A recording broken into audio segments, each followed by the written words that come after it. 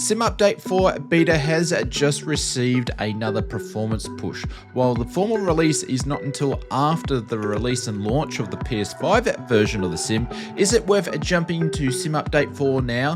This is what we'll cover in this week's video, including all of this week's big highlights when it comes to previews, announcements, and release news. So let's jump straight into the video.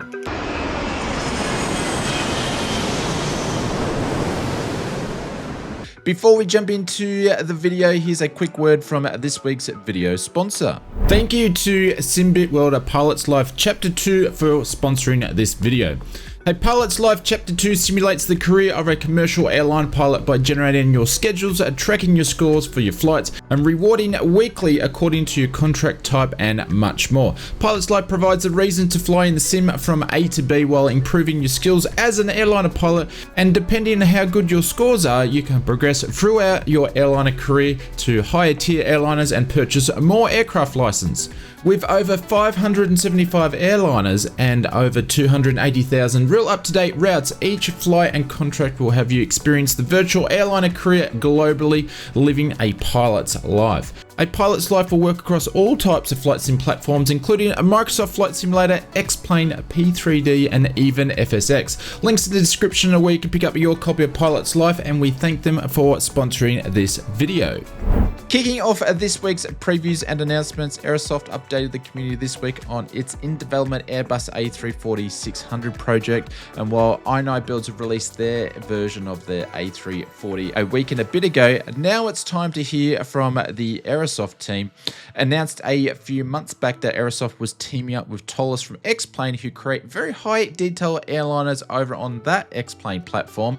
With this partnership, Tollus is responsible for systems, avionics, custom flight and engine models, and flight logic, while Aerosoft is responsible for the 3D modeling, the visuals, and publishing the 340. With that being laid out, having this information, the partnership seems to be a bit more promising than what we first heard. Tollus mentions that the system depth is detailed down to the component level, including pumps, valves, actuators, and reservoirs. This will hold the foundation for over 250 triggable failures to be implemented into the 340. The 340 FMS will feature the same depth that Tollus simmers are known from when it comes to the X-Plane platform, such as secondary flight plan, route offsets, temporary edits, VNAV, and descent profiles. Tollus also mentions that instead of porting over the X-Plane code, the team has spent the last 2 years developing new models for Microsoft Flight Simulator when it comes to the flight, the ground, and engine models. The ground model has been developed in collaboration with the McGill University. The flight model has been validated by real-world A340-600 pilots. So from the sounds of it, we should expect to see a really detailed A340 release from this partnership. There is no detail of when we'll see a price tag or a release date, but the Aerosoft team did mention this information will be shared soon.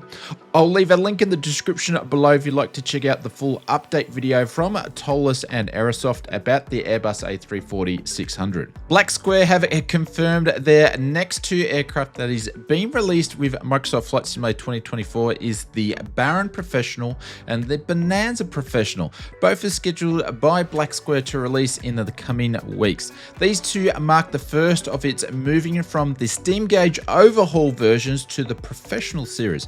The product pages are live and expect in-depth Black Square videos to release sometime soon in the lead up to the release. The Professional series from Black Square represents a complete re-engineering of the Black Square earlier analog aircraft. Both the Bonanza and Baron models have both been rebuilt from the ground up with actual external models, detailed interiors, and expanded system simulations. Links below if you want to check out the product page over on the Just Flight website. And for now, we have some shiny new screenshots of the Bonanza and the Baron. Got Friends announced this week that the A340 Vixen enters its beta testing, and it's set to launch with 4 different variants. The project has been in development in a direct partnership with Aerosoft USA and also Heavenbound Aviation, and aims to deliver one of Got-Friend's most feature-packed experiences yet. Got-Friend's also developed custom scenery from the Heavenbound Aviation home base, which were released alongside the aircraft release. The Vixen is expected to include optional tyre configurations for all 4 variants, such as standard tyres right through to Tundra tyres, mudguards, and wheel fairings.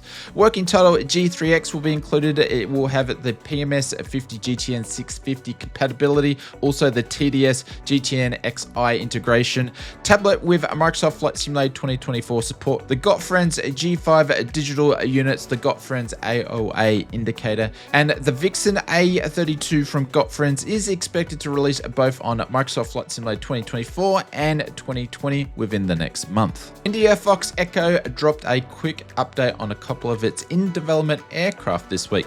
The first one being the Eurofighter, which has been in development for some time now and was originally slated for a release back in July of this year.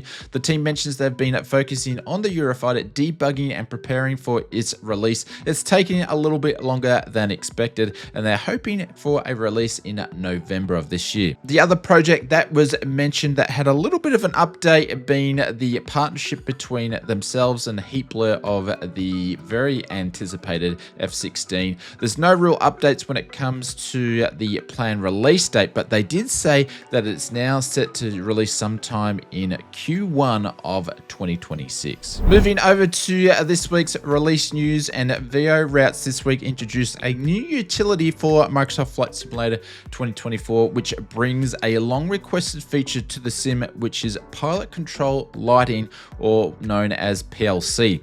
This add-on simulates real-world systems that allow you to activate and adjust runway lightings in uncontrolled airports or untowered airports. PLC enables pilots to control the lighting by keying in the mic a number of times at a designated frequency, and is a common feature when it comes to smaller or unattended airports where night operations are allowed. Vero Routes brings the same concept over to 4,500 airports and heliports worldwide in Microsoft Flight Simulator 2024. The lighting system at these types of airports is set as default as off with this add-on or utility, and it can be activated by pressing the push to talk key 3 times, 5 times, or 7 times within a 5-second time limit on the matching frequency. 3 clicks will give you a low intensity light, 5 clicks gives you a medium intensity, and 7 clicks gives you high intensity. Once activated, the airport lighting system remains active for 15 minutes. Pilot control lighting for Microsoft Flight Simulator 2024 by VO Routes is available through the Sim Marketplace website. I'll leave a link in the description below. Lining up on the runway for this week's Sim Update news, Sim Update 4 has been scheduled for release after the PS5 version of the sim has made it to that new console version. This brings SU4 not being released for at least another 7 to 8 weeks, which should leave us to about mid-December according to the latest development roadmap of 2025. Hopefully it's going to be worth the wait, or being that the access to the beta is available now, is it worth jumping in straight away? This week we received 2 beta updates, both which have updates to fixes to known performance-based sim issues and also improvements. So let's take a look at these. The first release version of the week is version 1.6.15.0, which was released on October 13th, and includes fixes to ocean tile flickering, improved loading on runway materials during RTC. I'm not sure what RTC means, so let us know in the comments below. Fixed current access to the atmosphere cache, which could lead to crashing. Fixed crashes when occurring sometimes with default audio devices is not being available. That's happened to me a couple of times. Fixing stuttering in the ATC panel when receiving new messages. Fixed a crash when manipulating the departure and arrival information in free flight. Fixed FPS drops due to Teslaization on on the DEM skirts. Other updates when it comes to that version of the beta, they include a bunch of general bug fixes, aircraft core systems, and fixing floating jetways at some airports. The second update for the week brings Sim Update 4 to version 1.6.16.0. This update includes more performance and update fixes, such as fixed a crash occurring when switching the anti-aliasing options, added new multiplayer replication model, which has the option for high fidelity and simplified. This is a good option in my opinion, as multiplayer seems to use a lot of FPS and VRAM if you're not using a graphics card with 24 gigs and over available for VRAM. Fixed issues that could lead to out of memory issues. I'm not sure if that one really comes down to a lot of the core fixes that they were mentioning that they were going to bring into Sim Update 4, and they sort of just put that under one sort of bland comment, but we'll see how we go. Again, a bunch of other general bug fixes, fixes to airport floating lights, and fixes to one of the missions in multiplayer. We have seen the Microsoft team address some really big performance issues when it comes to the 2024 sim in Sim Update 4, from the core sim improvements mentioned on the development live stream to some of the ones that were mentioned in this week's update. If you are in the beta already, we would love to hear your comments below. Do you think it's worth waiting, or do you recommend simmers to jump in and try it out now? We look forward to reading your comments below.